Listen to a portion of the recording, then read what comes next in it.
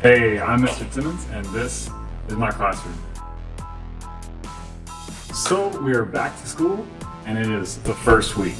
And so I know what all my teacher friends are doing. They are laying out rules and expectations for their classes.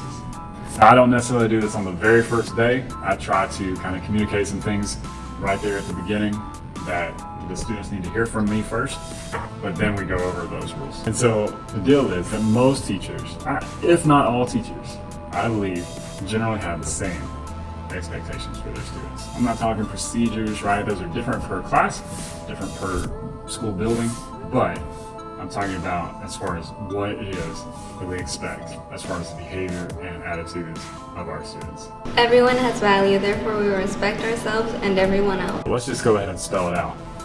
RESPECT, right? Respect. Basically, we say this: give respect, get respect. I know some teachers that is the whole rule system for their classroom.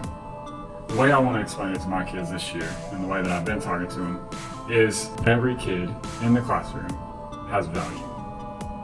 Every single one. It doesn't matter what their background is, doesn't matter where they come from, what neighborhood they live in, what kind of clothes they wear, what talents or gifts they have, or how gifted they are at those different things. Every single student has value. Every teacher in this building has value. And so, because of that, we're going to be respectful. First of all, you need to have respect for yourself. I think a lot of times kids coming in, messing around, playing around, being silly or being mean, they're not representing themselves very well. And obviously, they don't have very much respect for themselves. A student who has self-respect comes into a classroom ready to pay attention, because they know that if they pay attention and if they get a good education, then it will help them in their future. And that's the first thing I want my students to have, is a good, healthy sense of self-respect. The other side is, if everybody has value, then I'm going to be respectful to everybody. Again, it doesn't matter what their background is. They don't have to agree with everything that I say. They don't have to be on the same side of every issue that I am on. I'm going to be respectful to them. I'm going to talk with them like a person. I'm going to respond to situations in ways that I would want them to respond to me. And I'm going to treat them the way that I would like to be treated. We will do the basics with excellence, be on time to prepare, listen, and follow directions. And this differs a little bit based on whether elementary school, I teach middle school, maybe high school. There are different things they've learned along the way. But I think there are four main ones, especially for middle school and high school, that they need to already know coming into the classroom. First of all, they need to know they need to be on time, right? In middle school and high school, they're changing classes, and so they're expected to get from point A to point B in a timely manner. That it shouldn't be hanging around in the hallway, they shouldn't be leaving class late because they're talking to a friend. They need to get to where they're supposed to be on time. The second thing is, when they come into class, they need to be prepared for class. My class, you don't have a lot of materials. We're working primarily on computers, working with technology.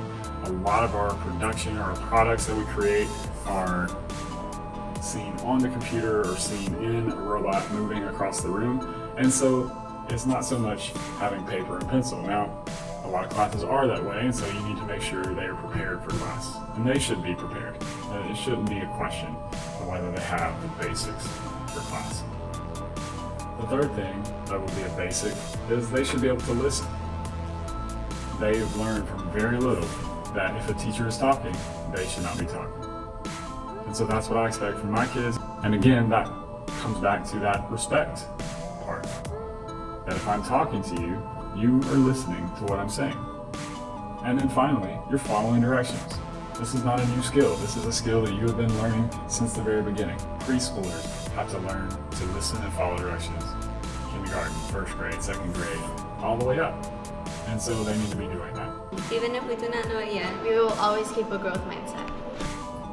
And the last thing I tell my kids, that if you don't know how to do something, it's okay. What you need to do is you need to keep a growth mindset. And so we say it like this, and we say it together. We say it over and over again, because here's the deal. When it comes to learning the rules, learning the reasons behind the rules, It's got to get from here to out here, right? Not only do they know the rules, but they can live them out in your classroom. And so the way we talk about it, and we come back to this often, we say this: welcome to Mr. Timmons' classroom. In this class, I have value, so do you. I will respect myself, and I will respect everyone else. I will do basics with excellence. I will be on time. I will be prepared. I will listen, and I will follow directions. If I don't know it yet, I'll always keep a growth mindset. Yes.